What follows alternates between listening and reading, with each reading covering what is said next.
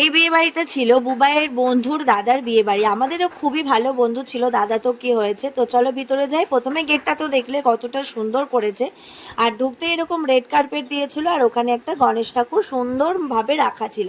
তো আমরা গাড়ি পার্কিং করে আমি আর বুবাই যাচ্ছিলাম, এর মধ্যে বরের সঙ্গে দেখা, এই দেখো বর। আর দেখা হয়ে গেছিলো। আর বুবাইকে কেমন লাগছিলো অবশ্যই জানিও কিন্তু, আর আমাকে কেমন লাগছিলো সেটা অবশ্যই বলো। তো দাদাভাইকে বললাম তুমি নিচে যাও, আমরা উপরে যাচ্ছি। তো আমরা উপরে চলে এসেছি, যাওয়া মাত্রই দেখো ক্যামেরাম্যান আমাদের দিকেই ফোকাস নিচ্ছিল, খুবই ভালো লাগছিল। যাই হোক, তারপরে রিমার কাছে গেলাম, রিমাকে গিফট দিলাম, রিমার সাথে অনেক গল্পগুজব করলাম, বললাম একটু দাঁড়া তোর একটা ভিডিও নি। তো সুন্দরভাবে দাঁড়িয়েছিল।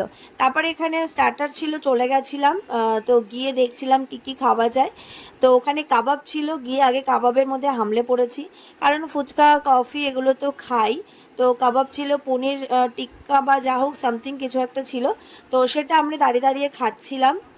খাওয়ার পর এর মধ্যে কন্যাযাত্রী ঢুকলো ওদের মানে বাড়ি থেকে। আর রিমার বাড়ি মনে হচ্ছে যতদূর সম্ভব ঢাকুরিয়া কি বালিগঞ্জ।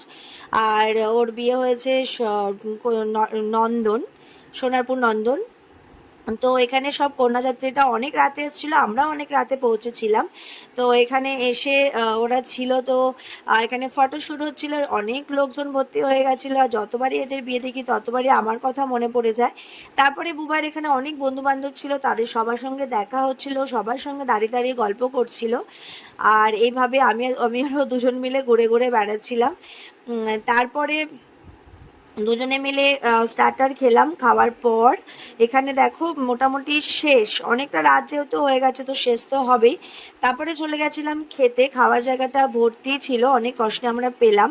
তারপরে খেতে বসেই প্লেট দিয়ে দিচ্ছিলো, এর মধ্যে বাইরে শুনতে পাচ্ছিলাম যে বাজনা দিয়ে নাচ হচ্ছিলো। তো আমি দৌড়ে দৌড়ে গেছিলাম দেখবো বলে।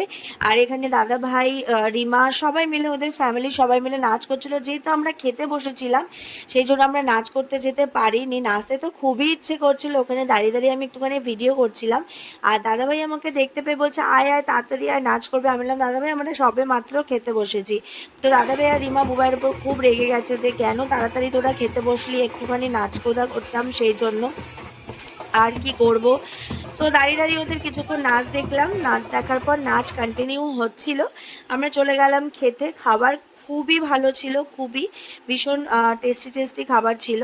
কিন্তু আমি তো মাটন খাই না, সেই জন্য আমি পোলাও আর পনির খাচ্ছিলাম, আর বুবাই এখানে খাসির মাংস খাচ্ছিল। আর এখানে লোক দেখো মোটামুটি অনেকটাই ভরে গেছিলো।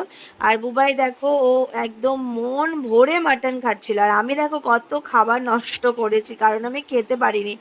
তো তারপরে মিষ্টি, আইসক্রিম, চাটনি, পাঁপড়, পান সব কিছু দিল।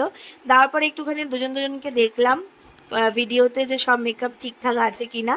তারপরে দুজনে মিলে গেছিলাম, ওরে ফটোশ্যুট হচ্ছিল। দুজনে গিয়ে বললাম আমরা আসছি, তোমরা ভালোভাবে থাকো, সারা জীবন ভালোভাবে কাটাও। আর রিমাকে আমি বলছিলাম আমার বাড়ির একদম কাছে, তুই কিন্তু বারবার আমাদের বাড়ি যাওয়া আসা করবি। তো সেটা নিয়ে ওর সাথে কথা হচ্ছিল। তো এইভাবেই আমি বিয়ে বাড়িটা কাটালাম। আর আমার ভিডিওটা কেমন লাগলো অবশ্যই জানিও। নেক্সট ব্লগে দেখা হবে, টাটা।